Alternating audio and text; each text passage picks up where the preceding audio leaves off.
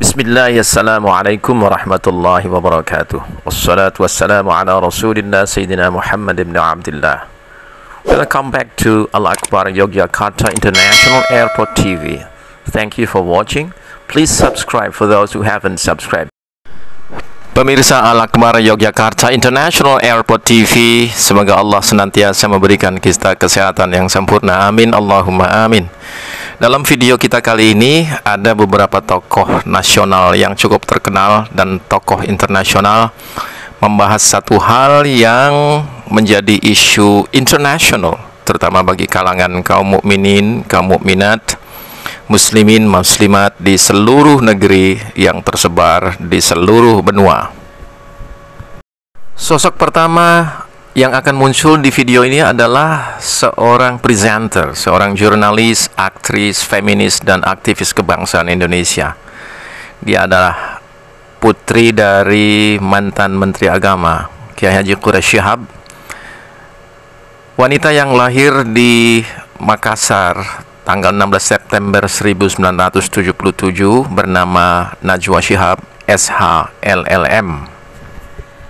Allah tuh tidak akan bertanya 5 tambah 5 itu berapa, karena jawabannya pasti 1/10. Topik utama di dalam video ini bukan tentang pribadi Najwa Shihab sebagai seorang muslimat, tetapi salah satu statementnya yang pernah tayang dan sekarang juga masih beredar di YouTube adalah mengenai pendapatnya mengapa beliau sampai saat ini belum mengenakan jilbab. Alasan yang sering dikemukakan oleh Najwa Shihab kenapa dirinya belum mengenakan jilbab saat ini adalah dengan mengacu pendapat dari ayahnya, dengan menggunakan analogi dari kasus-kasus yang lain, sehingga dia kemudian mengambil keputusan sampai detik ini belum mengenakan jilbab. Mari kita tengok, kita saksikan videonya. Aku tuh ada satu analogi yang kerap Abi berikan ke aku untuk menjelaskan soal berbagai dalil agama. Jadi Abi tuh kasih analogi seperti ini. Allah tuh tidak akan bertanya 5 tambah 5 itu berapa, karena jawabannya pasti 1/10. Tapi Allah itu bertanya 10 itu berapa tambah berapa ya? 10 itu bisa 9 tambah 1, betul. Bisa 8 tambah 2, betul. Bisa 3 tambah 7, bisa 6 tambah 4. Ada banyak cara untuk meraih ridho Allah. Analogi itu yang aku pahami, dan insya Allah aku akan berusaha untuk meraih ridho Allah lewat beragam cara gitu. Kalau jawaban yang lebih pendek lagi adalah ada buku Abi soal itu, Jilbab Wanita Muslimah. Silahkan dibeli, silahkan dibaca. Karena terkadang aku merasa ya, orang bertanya itu bukan karena mau tahu. Orang bertanya untuk menuding. Bukan karena benar-benar mau tahu apa alasan lu. Itu cuma basa-basi nanya untuk kemudian bilang lu nanti masuk neraka karena lu pakai jilbab. Tahu kan? والحجاب هنا بمعنى غطاء شعر الرأس فهذا أمر أمر به نساء المسلمين في القرآن الكريم وأجمعت الأمة على أنه أمر مطلوب لكن أن تصور المرأة التي لا تلبس الحجاب على أنها امرأة خارجة عن الإسلام هذا خطأ. ما حكم المرأة التي لا تلبس الحجاب؟ امرأة عاصية آسمة مثلها مثل كذبة من تفعل أي شيء من المعاصي. خذ بالك المعاصي درجات طبعا فيها الكبائر. هل هو من الكبائر؟ ليس من الكبائر لكنه من المعاصي، يعني تأثم لأنه مخالفة أمر من أوامر الله أو من أوامر الشريعة. زي الكذب. A'udzu billahi minasyaitonir rajim. Allah menyuruh ibu-ibu untuk pakai jilbab karena kemuliaan dan kehormatan. Tidak ada yang lain. Karena Allah SWT mengatakan dalam Al-Quran, "Dzalika adna alla yu'zain." Tujuan jilbab itu, hijab, agar mereka tidak diganggu. Kalau bapak ibu pakai jilbab besar, apalagi pakai cadar, apa yang mau diganggu sama orang-orang? Paling assalamualaikum. Tapi kalau orang pakai celana jeans ketat, orang pakai baju ketat, ya wajarlah diganggu. Dan kata para ulama, kalau ada orang wanita sudah jaga hijabnya, lalu diperkosa oleh penjahat, dia dapat pahala, yang perkosa dapat dosa. Tapi kalau ada wanita sengaja memamer auratnya dan diperkosa, dua-dua dapat dosa. Dia penyebabnya. Untuk apa tidak pakai hijab? Was-was syaitan, itu dosa besar.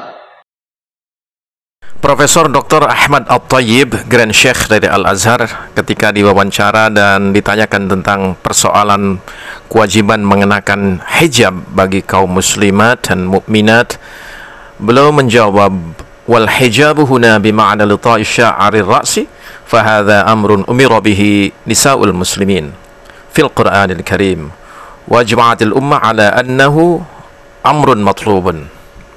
Beliau mengatakan bahwa tentang hijab, apabila bermakna menutupi rambut kepala, maka ini adalah perintah Allah yang ditegaskan di dalam Al-Quran untuk kaum muslimat, dan umat sepakat bahwa perintah ini adalah mutlak. Selanjutnya beliau mengatakan, apabila seorang muslimat dan mukminat berkeputusan untuk tidak mengenakan hijab, maka dia tidak serta-merta keluar dari Islam, melainkan dia dalam keadaan asyan, bermaksiat kepada Allah karena melanggar perintah Allah untuk menutup aurat. Kalau yang dimaksud aurat itu jilbab, menutupi rambutnya, menutupi lehernya, ini nggak bisa ditawar, wajib, harus tunduk. Dan itu tidak bisa kita pakai alasan, sudah saya suruh Ustaz tapi nggak mau. Tapi dia tetap pakai hijab.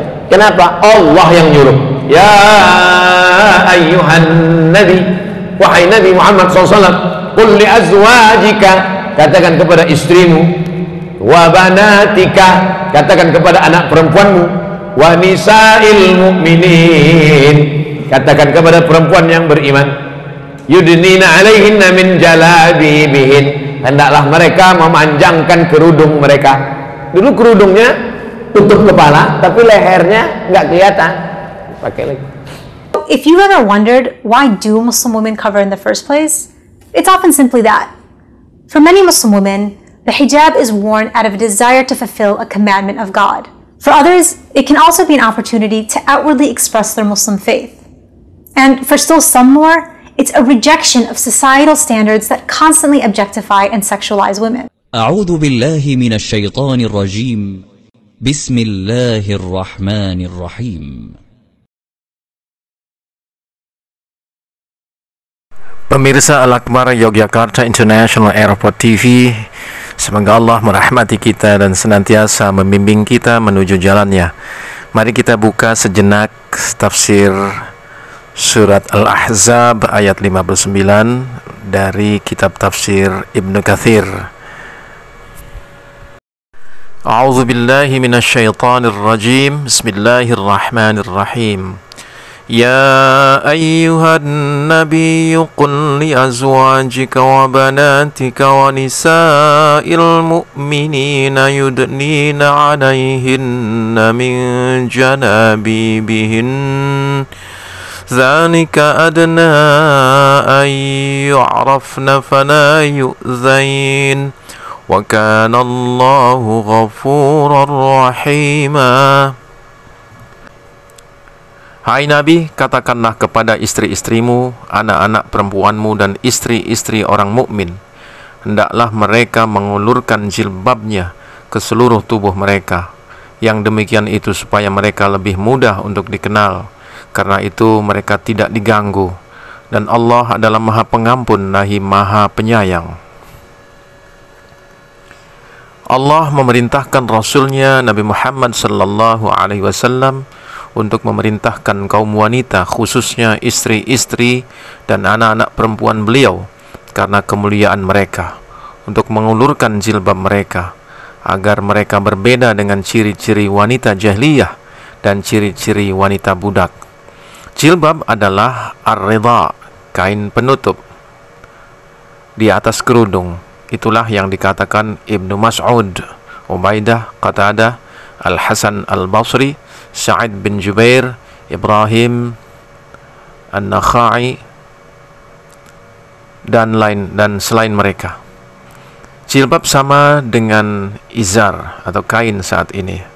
Al-Jauhari berkata, jilbab adalah pakaian yang menutupi seluruh tubuh. Ali bin Abi Talhah berkata dari Ibnu Abbas, Allah memerintahkan wanita-wanita kaum muslimin jika keluar dari rumah mereka untuk suatu keperluan agar menutup wajah mereka dari atas kepala mereka dengan jilbab serta menampakkan satu mata. Muhammad bin Sirin berkata, aku bertanya kepada Ubaidah As-Salmani tentang firman Allah, yubdina alaihinna min jalabibihinna, hendaklah mereka mengulurkan jilbabnya ke seluruh tubuh mereka, lalu dia menutup wajah dan kepalanya serta menampakkan matanya yang kiri. Ikrimah berkata, dia menutup bagian pipinya dengan jilbabnya yang diulurkan di atasnya. Ibnu Abi Hatim berkata bahwa Ummu Salamah berkata, tatkala ayat ini turun, yubdina alaihinna min jalabibihinna, hendaklah mereka mengulurkan jilbabnya ke seluruh tubuh mereka. Wanita-wanita Ansar keluar seakan-akan di atas kepala mereka ada burung gagak karena ketenangan jalannya.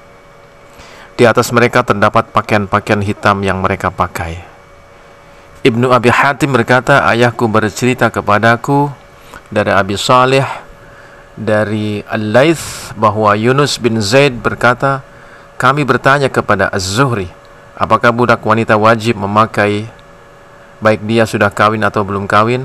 Beliau menjawab, wajib baginya memakai kerudung jika dia sudah kawin dan dilarang berjilbab, karena makruh menyamai mereka dengan wanita-wanita merdeka dan muhsan.